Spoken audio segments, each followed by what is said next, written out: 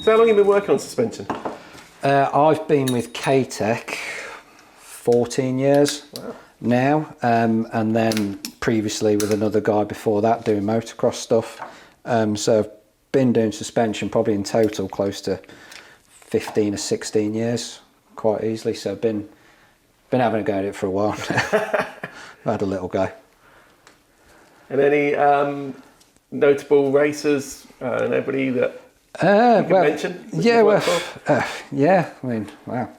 I mean, probably one of the first bigger names that I got to work with was Guy Martin when he rode for TAS on their Suzukis when they were running those. Worked with Guy Martin, and then this year I've had Tommy Bridewell on the Ducati. He obviously finished second in Superbikes this year, so that was a really good season. Great bike to work with, and that Moto Rapido team, great team as well. So it's nice to work with teams of that sort of caliber as well, really, because then it helps you come on as well. As that's it sounds, as long as you've been in the industry, there's always little things that you can pick up from different people. So it's always good to be involved with those sorts of teams and those levels of riders as well.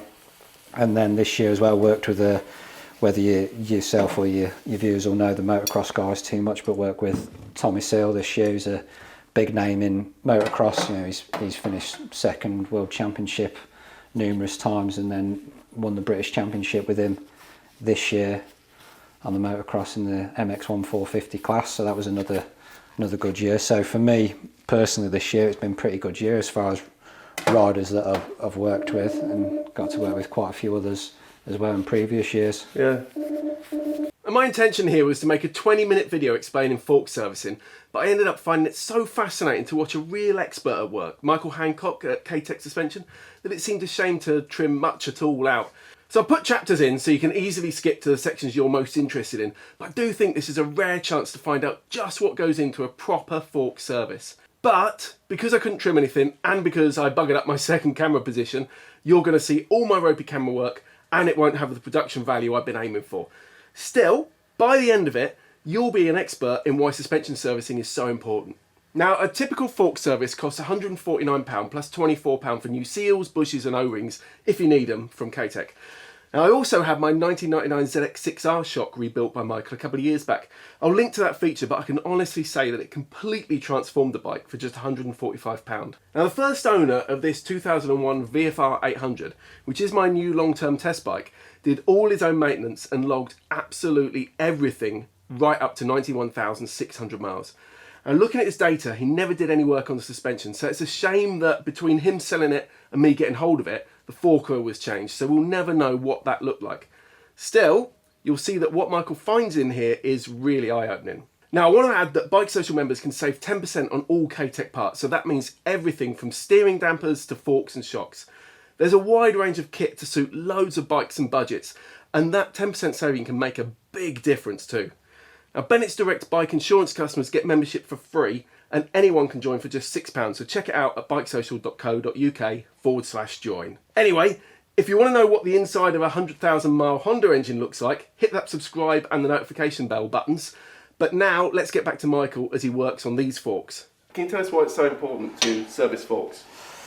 Well, the importance is the same as servicing anything, really. The main purpose of a service is just for inspection, so that you're making sure that you're keeping on top of what's going on. Like, for example, there should be another washer on top of that spring to keep it located, which is why the spacer was all loose like that. So there's first thing that you find out, that when you've opened it, that someone else has been in there before previously, and then either put something in a wrong place or left it out. So first thing is for inspection, and the second bit is just keeping everything in good health, because just like all the parts in the engine and the wheel bearings and everything, there's moving parts, so all of those need checking and inspecting, making sure that everything is as it should be. That all looks fairly fresh, doesn't it? Because I know the last time changed it recently, but yeah, the oil doesn't look too bad there, to be fair. But again, you can see already, all the dirt that's coming out of there. So again, that can be down to the oil that is used or the bushes or anything like that. So you can get a build-up of dirt on the bushes. I guess what you're doing is you're going to clean them rather than just Again, pull the oil out and put new oil in. Exactly, yeah. You'll completely pull everything down to its bare parts, so you've got everything in as much bits as possible, so you can check every single component. Why is it important to have a regular maintenance? So again, that you're just keeping on top of all the internals. So again, if you just leave something and then piston bands or bushes are completely worn out, that's when you'll start creating more damage, because then all those coatings on piston bands and bushes, they're there to protect things like your tubes, and if you leave the Teflon to go off them, you just have metal on metal scoring, so then that'll then damage your tube, which instead of you costing you, say like £200 for a service with your bushes, it then ends up costing you nearly £400 because you've had to replace your tubes as well. So it's just all things like that, just keeping on top of everything, making sure that everything is as it should be. And how often should, I mean, obviously you do a lot of work for race teams, motocross racers, riders. Yeah. An average road rider doing, let's say, 5,000-6,000 miles a year, how often do you recommend they service? If you do it every sort of 3 to 4 years, you're keeping on top of everything, you're making sure everything's working as it should be, and you're being really good to the bike at that. Again, if you do have your stuff serviced and they're using genuine parts and quality parts, then you can push those service intervals a little bit longer, but 3 to 4 years is pretty good. You're keeping on top of everything there and you're looking after it well. It's always a good place to start with those. So again, now just looking at those, where that washer should be is underneath there, and then that should be sitting on top of there like so. So that's how that should go on there like that. So again, at some point if someone's been there, change the oil, and just, it's no big drama, but it just makes sure that you've got your springs and spacers and everything sitting in the right places. Right, and so next bit will be to remove the cartridge bolt. With a lot of bikes now having electronic suspension, is there a limit to anything you can service? Or is it the same thing that you It's just the same thing. A lot of this electronic stuff now, it just has a motor turning the screw on the top instead of you doing it yourself. That's basically all a lot of it is now, really. There's a few of them like the BMW that's a closed system, but you can still do all your basic servicing on it. And so on, I did one of those only this week, really. So they're all fairly much the same, to be honest with you. The only difference now is people will probably be less inclined to have it done because they think, because it's electronic, that they don't need to do anything with it. They think there's less to be involved, but there's still the same basic things that are going on in there, really. So all the same stuff still applies. Same moving parts, same oil. Exactly, that's it. You've just got an electronic motor in there turning a knob for you instead of doing it yourself. There we go. Now those timings, obviously you're doing shocks here. Would you say it's the same kind of time you should be doing shocks if you're working on shocks? Yeah, similar sort of thing, really. You'd be looking to do your forks and your shock on the same sort of time scale, really. Generally most people will probably have a fork seal go before they will a shock seal, just because the forks is what takes the brunt of the rubbish from the road. So generally most people will probably have a fork seal done, or they'll be more inclined to have a go at a fork seal themselves because it's not a pressurised unit, so they feel less intimidated by it. But all the same rules still apply, whether it be your forks or your shock, really. It all still applies on there. And presumably pretty well every fork can be worked on, but you can't work on all shocks, can you? That's it, yeah, exactly. Some of them are a sealed unit from the factory, so you can't open those up, whereas pretty much every fork is easy enough to open up.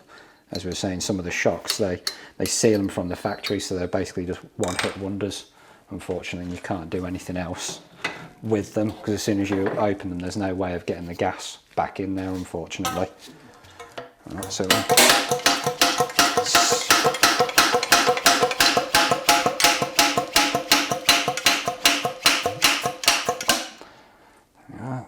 tube separated.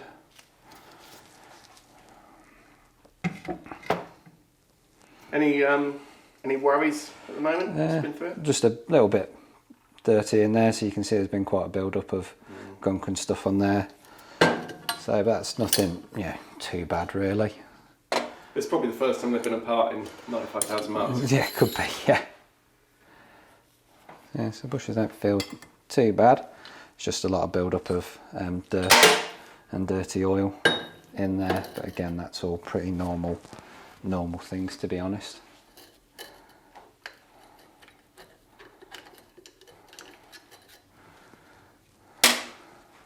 So the bushes and seals and stuff like that, there must be a limit of age of bikes where you're like, we just can't get these bits anymore. No, you'd be pretty surprised really. You can pretty much get everything quite easily. Yeah.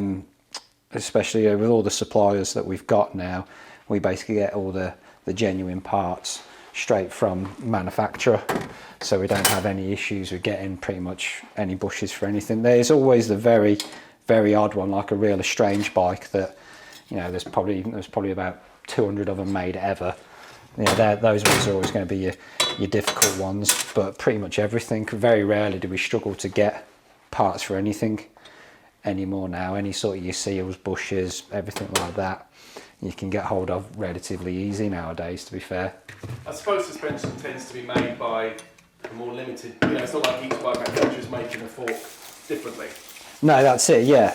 They'll be using pretty much the same parts right the way across the board as far as seals and bushes go for the majority of their bikes, because it's easier for them. They don't want to have to get a different size seal made for a GSX-R 1000 as they do a CBR 1000 when they're both using shower suspension, for example. They just want to make everything as easy as possible, less part numbers, less things to order in and everything like that. So it just makes their lives easier, which is why they do a lot of that, and it makes sense. And we'll strip the other one down, get that in the same state, and then we can get all the tubes and the lowers cleaned out, and then we can have a look at the cartridges.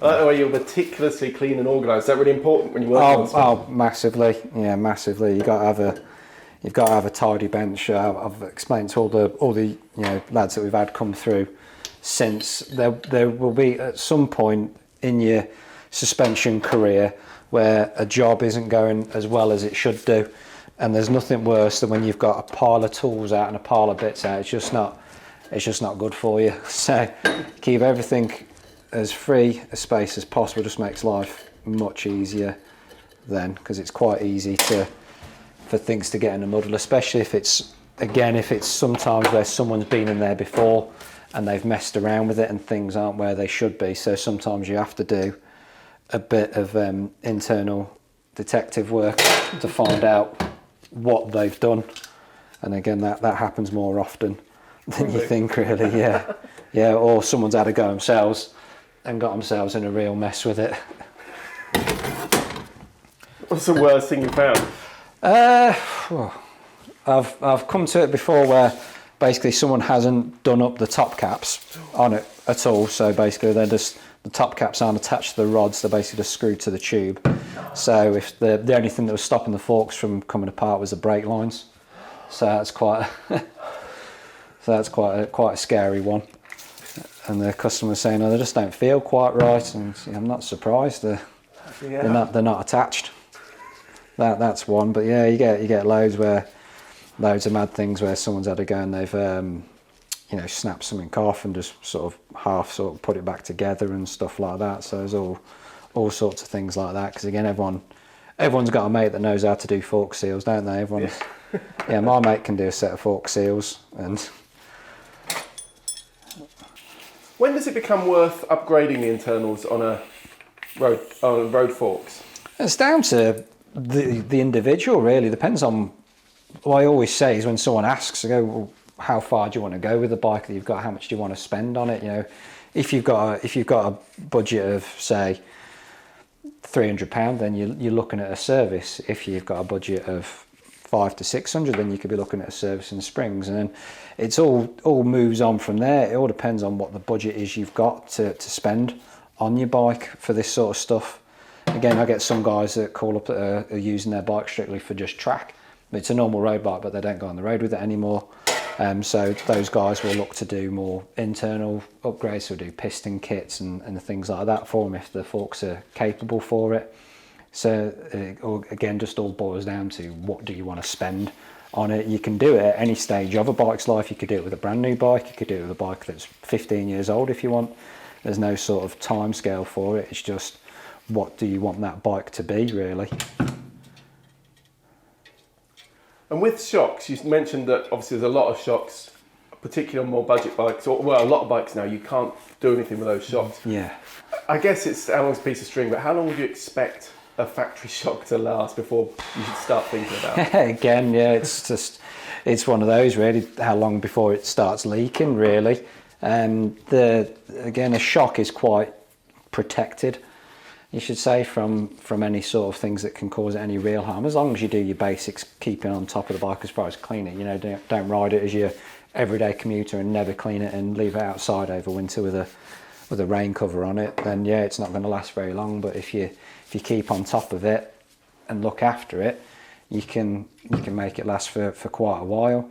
And then, you know, when it does come to the time that the shock needs replacing, there's a lot of other companies out there that you can get hold of budget replacement shocks for, so you don't have to break the bank to get a new shock. I mean, we do, for all like the MT range, all of our Razor shocks are, you know, really competitively priced for an upgraded shock, really, which, you know, it's probably the cost of what would be, say, 3 or 4 services of the shock. So you can look at it, you know, 2 ways really. You could either look, if your shock is capable of being serviced, every 4 years you've got it serviced, or you buy a completely upgraded unit, which just then goes that bit further, because all the internal parts are then the next level up. Everything's anodised nicer, hard anodised, so it all lasts longer, so the breakdown of oil doesn't happen as quick as it does do with a standard unit with a steel body and so on. So there's all those things to take into it as well. Right, cool. So now they're all stripped down. We'll wash all of the tubes and everything in here. Don't know if you'll be able to see.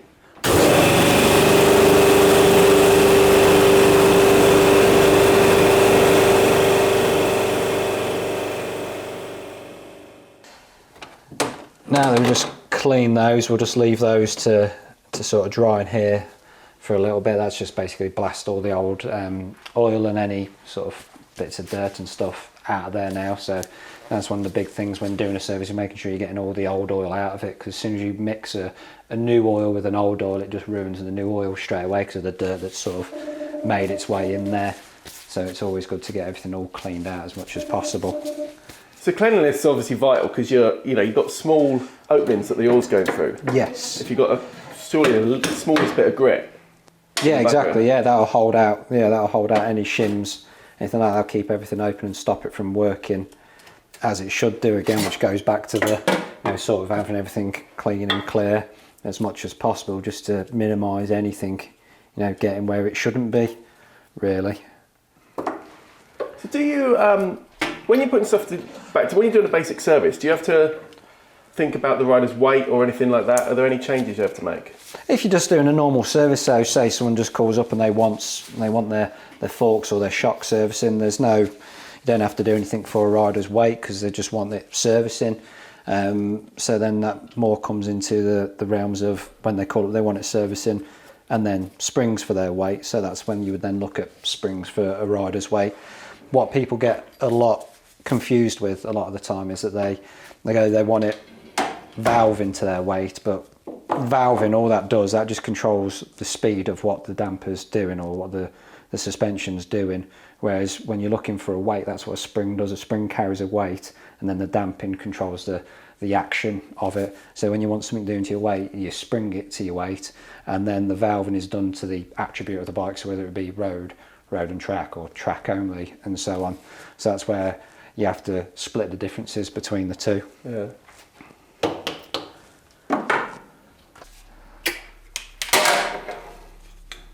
So there's all our piston and shims in there. All looking okay in there so far? So far, yeah. You very rarely see too much of an issue on like normal road bikes with anything like that, really. Yeah. They don't really get too much of a hard time, to be fair. So what will wear out in a fork? So in your cartridge, you've got your piston assembly, so potentially your piston band could wear out on there if you run it completely dry of oil, or again if you use a real cheap oil, so there's no film strength on it, so it just doesn't keep any oil between the piston band and the cartridge that it's rubbing on. That's probably really the only few things that could go in a cartridge, really. Everything else is pretty safe in there, to be honest with you. And presumably on the rest of the fork you've got the bushings, obviously the seals. Exactly, yeah. Apart from your main external parts, so again your bushes, your seals, they're always the first things that will go before anything internally in your cartridge would.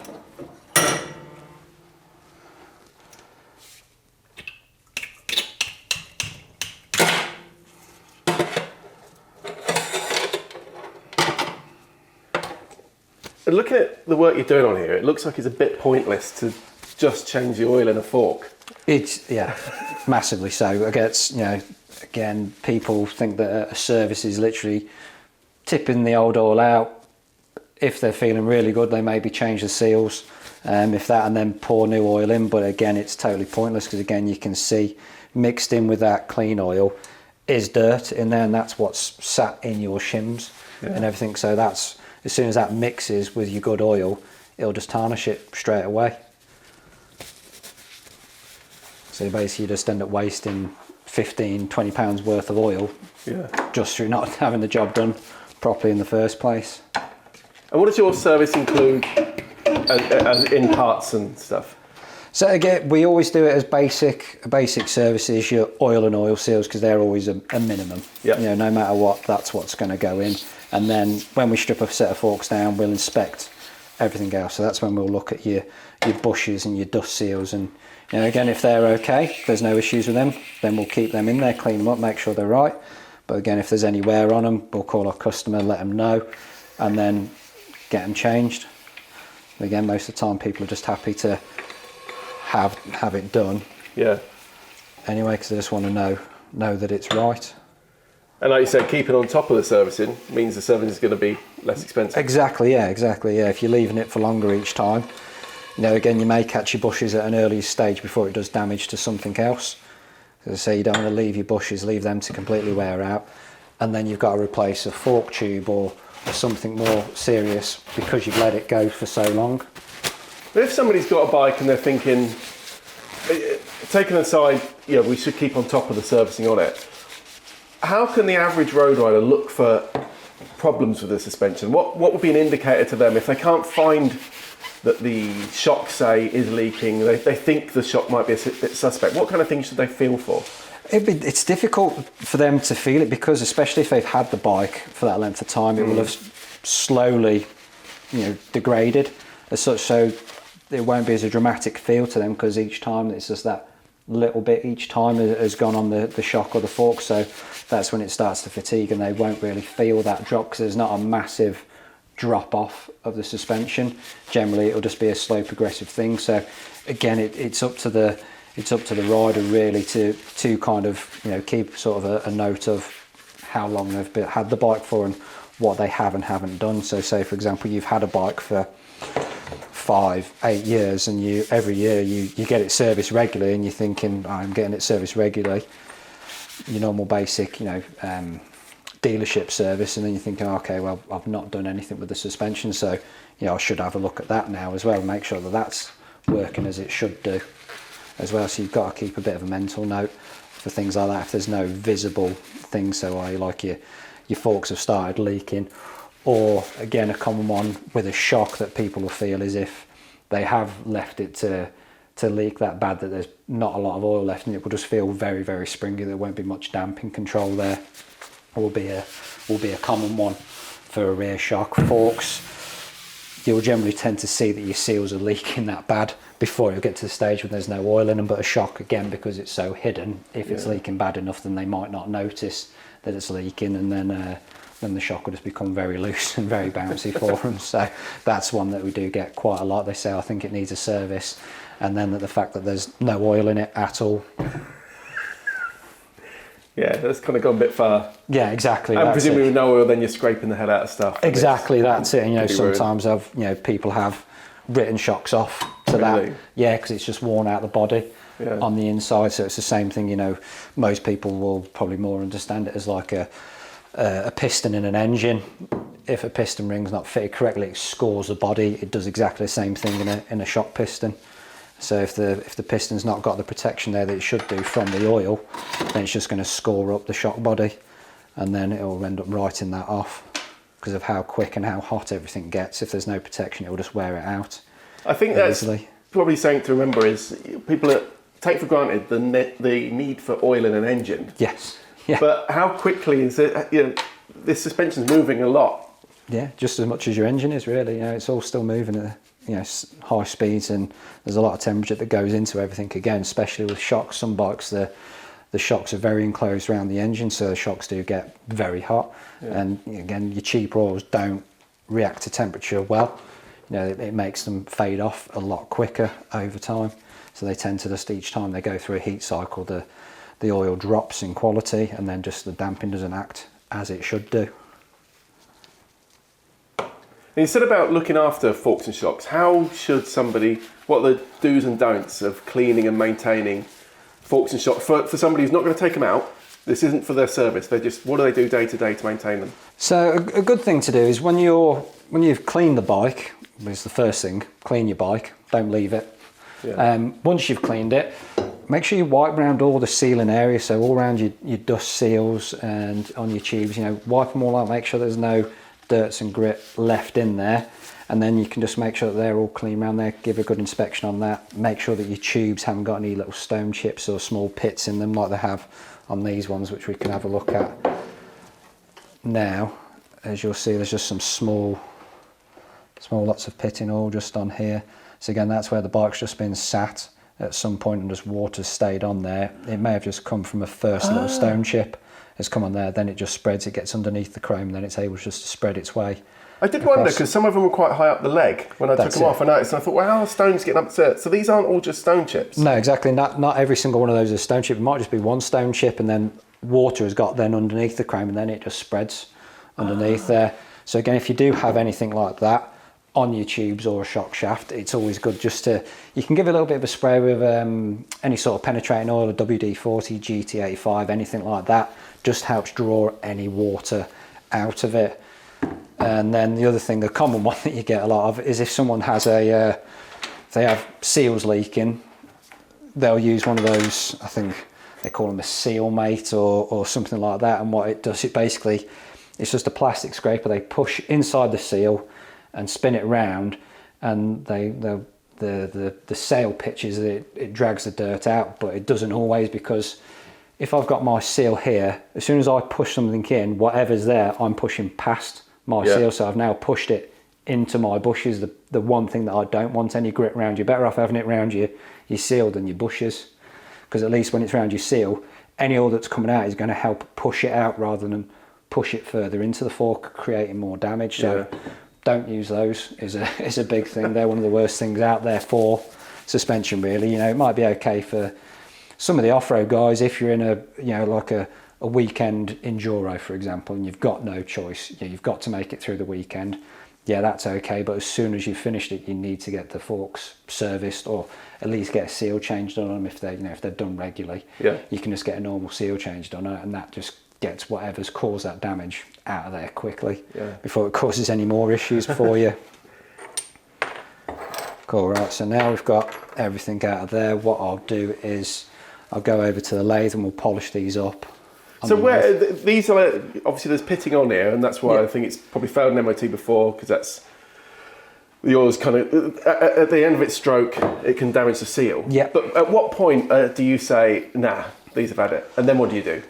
Yeah, so again, it's just all dependent on how bad that pitting gets. So where it is on here, if then it just starts to spread and spread and spread and come further down the tube, so pretty much most of the tube has some form of pitting on it, then you're at that stage you go, okay, look, you need to have something done with these. Or if it's spread in one area quite concentrated and it's spread out quite a lot, then again you need to look to have it done, in which case you've got two options.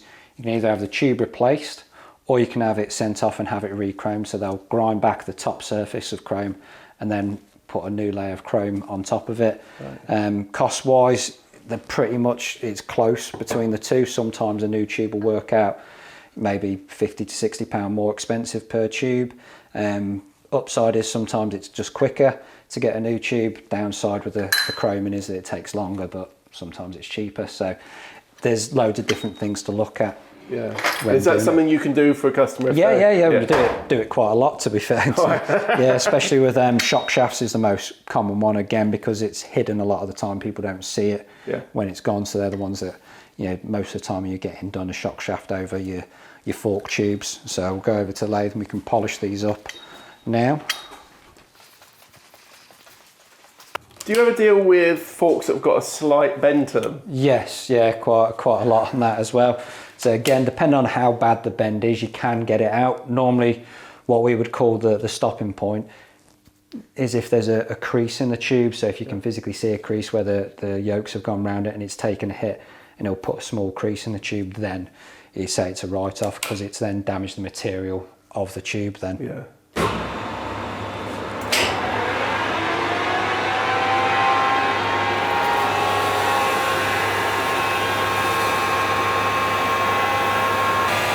Now obviously there's still going to be pits in this fork. Yes, yeah. Are they not a worry, and what should I do to maintain them? No, they shouldn't be too much of an issue, to be honest with you, because there's no real sharp edges to them now. And then it's just keep them clean and keep them spray over? Yeah, keeping the water out of them. Yeah. So you can see that they're still there. Yeah. The pittings are still there, but there's no sharp edge to them, so you know, it shouldn't cut the seal, but again, the pitting is still there, so you just have to keep on top of it, make sure you keep water out of it as much as possible, really. Yeah. Right, so now we've cleaned everything off, we'll just we'll inspect all the dust seals and the bushes and see how they are. So those just open up just the lips on those. So these are the top seals on the top of the fork? That's it, they're our main dust seal. Yeah, so these don't always need replacing? No, again, there's no cracks or anything on those, so again, they're fine. You know, there's no issues with them, really. So again, that's the whole point of a service. You don't have to think going into it you've got to have every single part replaced, because you know, that's not what it's about. As we said at the start, of service is mainly for inspection, you know, making sure everything is what it should be. And again, they're absolutely fine. There's no issues with them at all. And again, our bushes are fine. All the Teflon is still on there. There's no big scores on anything, so there's no big scores. You can't see any brass on the inside of there, so that's your guide bush. Do you think that's the original bush? With your experience, would you say that's been... I would say so, yeah. I'd probably say it probably is. Again, yeah, I would say they probably are. And again, same with our slide bushes. Teflon's absolutely fine. Yeah. On there, there's no chrome showing, no brass showing, and there's no big scores in it, so they're absolutely fine. They're running smooth, so again, we don't need to replace those because they're absolutely fine. And again, if someone wants to have it, you know, quite often that someone wants something servicing, they'll just ask for the bushes replaced, even though there might be nothing wrong with them. They'll have them replaced, which is fine. That's someone, again, doing what we say, really, keeping on top of stuff. It might not need doing, but while it's there, some people just like the peace of mind and knowing that it's done. Yeah. Which, you know, it's great, because that makes, you know, it makes it worth even more their while than getting it done. Yeah. So now that we've polished all our tubes, we're happy with our bushes, we can then install the lowers and the tubes back together on there, so they can go together. Good, so that's all. Just always good to check that the hydraulic lock fits through there, because some of them you have to install the hydraulic lock first, right, before you put the tube on. Are there any forks you dread coming in? You're like, I hate working on them. Not really, no. They're all pretty good now, to be fair. Yeah, there's a few brands a couple of years ago that weren't the best to be working on, but pretty much everything's, you know, much of a muchness now. They all do a pretty good job of what they're doing.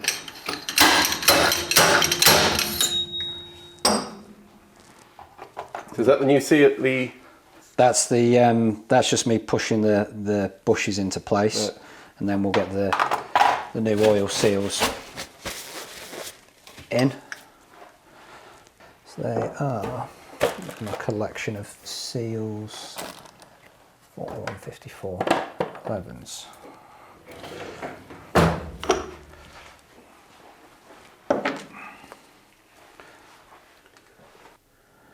So what are you putting on them? So it's just a lithium base grease. So what that does, it just stays wetter. Basically, if you put like a normal grease in there, what they can tend to do is dry out.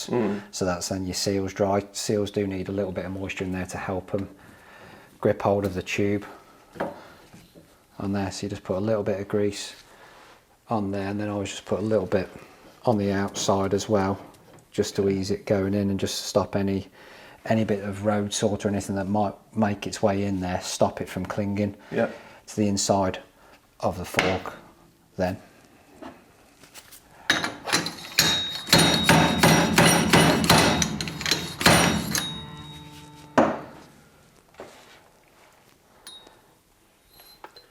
Do you see much damage done to forks by inappropriate tools when people have tried to do this stuff? Yeah, another standard one is a flat punch and a hammer to put the seals in. I've seen that before. So again, obviously when you're hitting something with a punch, it's going to make quite an aggressive indent on the seal, and seals, they're quite delicate things. Yeah. Really, so if they're quite easy to damage.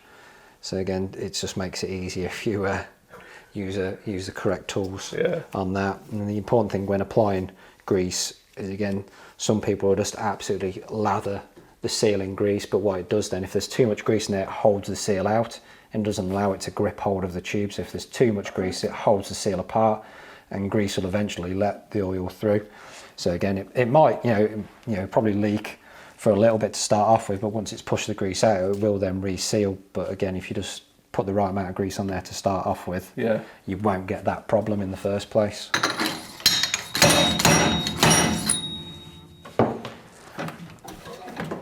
That's the one. Right then, so what I'll do now is I've got to go over to the lathe again,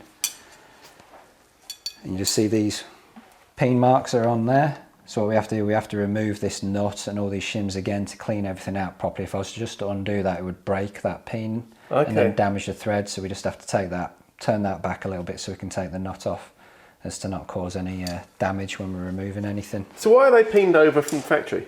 I think it's a bit of a safety thing that they're quite safety conscious, the Japanese are, when they're building suspension. So I think one, they do it so that it can't ever undo and come loose and fall off. And then also I think it's probably a little bit of to try and stop people meddling as well, to be honest with you. But I think it is more to do with the safety aspect of it not coming loose then.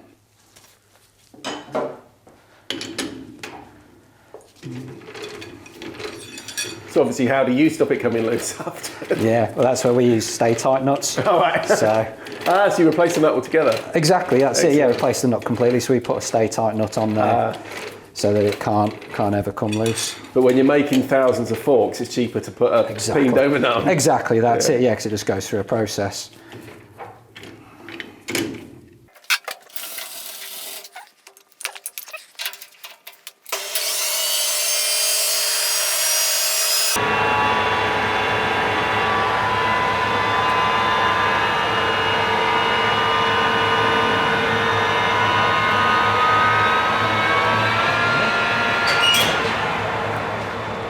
So what we're doing, as you can see the difference, this one is the one we've just machined off, so we've just taken the top of that peen off there, so that'll then allow us to take that nut off without doing any damage to the top part of the rebound holder on there. So again, if you just undo that straight off from there, it would just snap the top part of that holder off, which then obviously isn't very good. Bad times. Yes, exactly. So these shims you're taking off now, these are what control the flow of oil through them? Yeah, so this is your rebound stack, this is.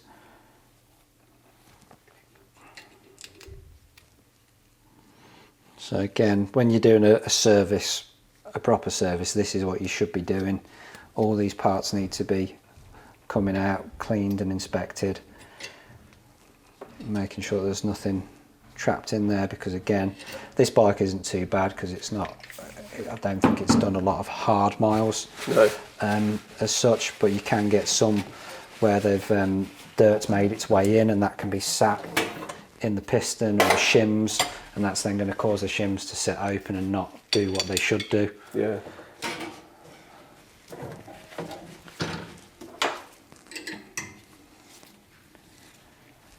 And so this stripping the shim stack apart, is that part of a standard service? It is, yeah. Yeah. Yeah, whenever you're doing a service, to say this is what you should be doing, Yeah. really, and we always do that with every service. Because again, it's the correct way to do it. So then what we're doing here is I've just sprayed them with some brake cleaner, and then I'm just cleaning each individual shim. So you see, just coming off 5 shims, that's the dirt just come off 5 shims on there. Blimey. So that's all that's just come off, 5 little shims. Yeah. Which is, there's not a lot of shims there, but that's all the dirt that's come off them. So again, that dirt is then going to be mixing with all your oil, holding all your shims open. So again, you just got to make sure everything's as clean as possible in there. So that dirt can get between these shims, Yeah. and stop them flexing, moving properly. Yeah, exactly. That's it. Yeah, or not moving as smooth as they can do. Because again, if you've got all little bits of grip between the shims, they're going to be stopping it from moving as free as they could do. Do you get many people who come back to you afterwards going, I wish I'd done this sooner? Yeah, I've had some people call me up and go, what have you done to it? Like, so I've literally just serviced it. And they go, it can't do it. It feels so much better. And I go, that's how it felt when it was new. So again, it just goes back to that. You don't realise the drop off of it. Again, it sounds daft, but you're at home. Everyone has their same spot on the sofa at home, and then every so often someone else has come around to visit. You have to sit in a different spot, and all of a sudden the sofa feels really hard. So it's the same thing with suspension. You've been using it; it's just got softer and softer and softer. You get it renewed, it's like it's new again. It's basically what it should be from day one. So each of these shims different? Yep. So again, it'll vary from brand to brand. Depends on what they've looked at for when they're speccing it. Shim stacks vary. They're not all the same for every bike. So this shim stack will probably maybe specific to this particular bike, and maybe a couple of the models with a similar fork. But the shim stack just alters how the oil flows through the piston. So if you just come down to there, you see there's just a little check valve here. So you have to make sure that's free, because again, if you trap those, they can jam open and again cause your fork to not have the damping that it should do. There's loads of flex in them, isn't there? Yeah, well that's just that has a little, so if you come over here, you'll see there's just a small wave washer on there, and that shim has to sit on that, and it almost has a spring to it, so that has to open and close very quick on there. So that has to go up. Wow, so down. that's what's moving all the time in your fork. Basically, that's one of the parts that's moving constantly. So again, going back to what I was saying about making sure everything's all clean, because you don't want any dirt or anything to build up in any of these ports, because if they're blocked, again, oil can't flow through, so again it's restricting what your fork should be doing. So we have to make sure that they're all clear, all the ports are open, that there's no foreign bodies in there at all. Yeah.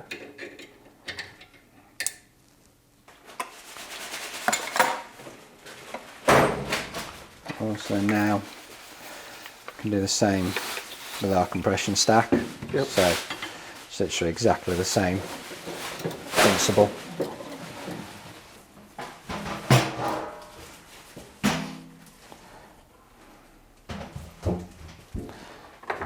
It's just easier to drop these ones. Again, we just do the same process again. Just brake cleaning everything down. Clean off the old oil. You can see the dirt coming off that already. Yeah, exactly. So I mean that's what I mean. It builds up more on the compression than it does on the rebound. Yeah. Funny, yeah. So then when you're cleaning the shims, you're just checking them for any damage, make sure there's no crease marks in them, or anything like that at all, and these are all fine. If you do get a damaged shim, yeah, we just replace it. Okay. Yeah, you can get shims. Yeah, we've got hundreds of thousands of those on the shelf of pretty much every size possible. We've got them. We'll just check that the check valve is moving free. Yeah. That's not been trapped at all. Then we can tighten that back up.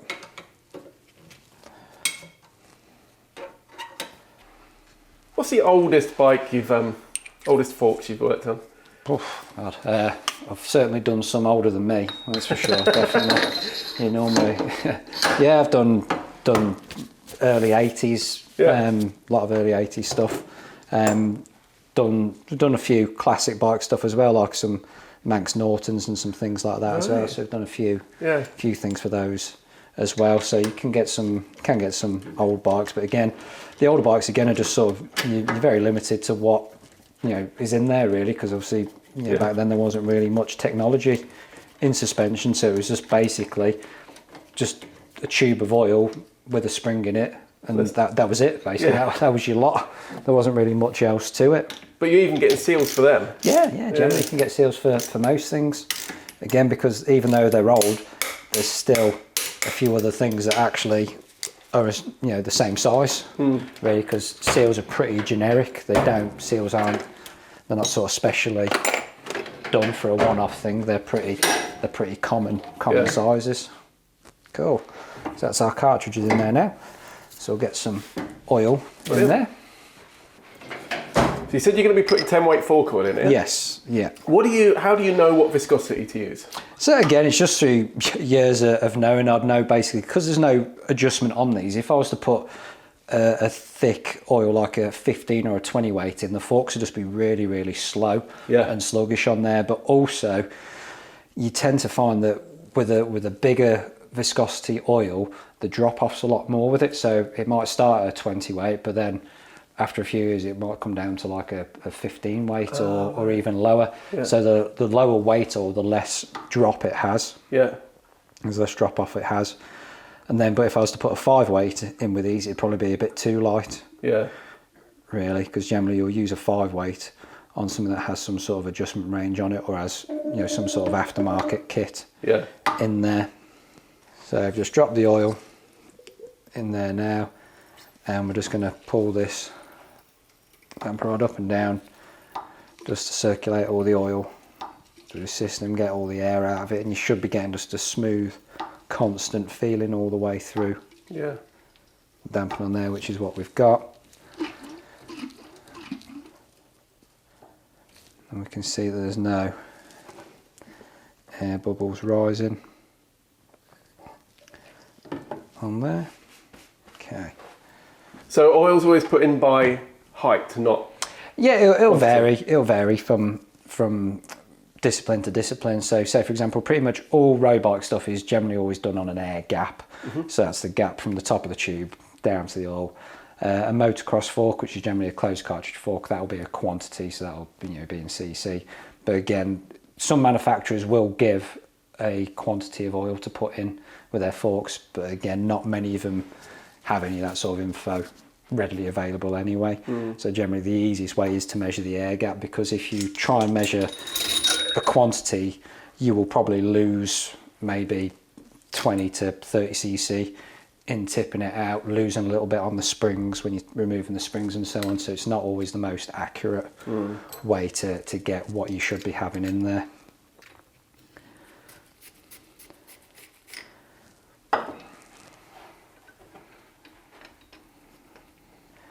Okay, so now top cap's tightened on there, just a little bit of grease just on that seal and O-ring there. So now we'll see from the start, we've now got the washer on the spring, then our preload tube sits on that, and then this other piece that's now underneath our top cap then just locates into there. So that's just all back where it should be.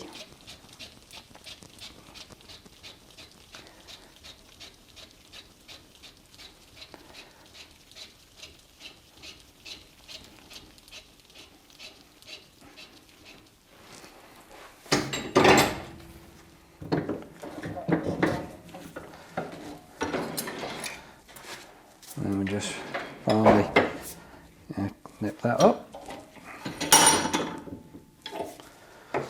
And that's our fork service done. Our final one, you just give yourself this little bounce test, make sure everything's moving freely. Everything should feel smooth and consistent like it does. That's your fork surface completed.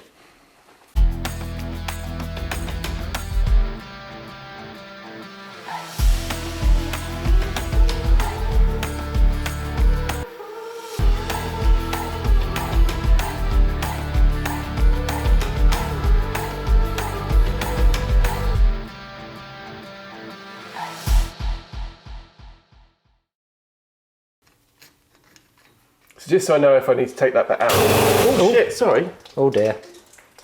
Oh shit, I'm sorry. That's bound to happen at some point. Sorry. Someone was going to do that. Do you want me to... It's alright, you can... Let me get that clip and then we can sort that out in a second. It's just water. Sorry about that.